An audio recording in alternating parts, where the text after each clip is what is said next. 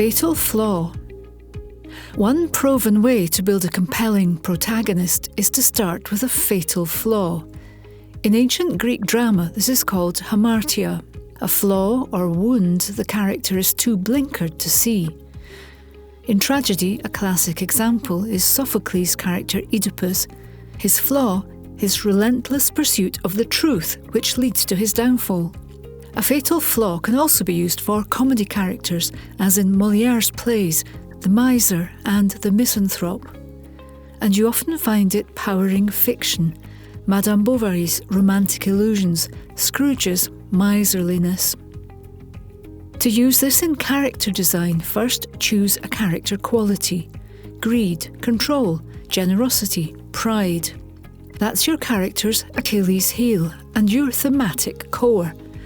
Then use one of two pressure tactics. One, push it to an extreme. Macbeth's ambition, he kills the king. Scrooge's meanness leads to a grim future. Jane Austen's Emma harms others. 2. Confront the quality with its opposite. Rational Frankenstein meets an unfathomable monster. Unpretentious Elle in Legally Blonde meets the snobbish elite. This opposite force is often cast as the antagonist. Those qualities are the polarities of your theme.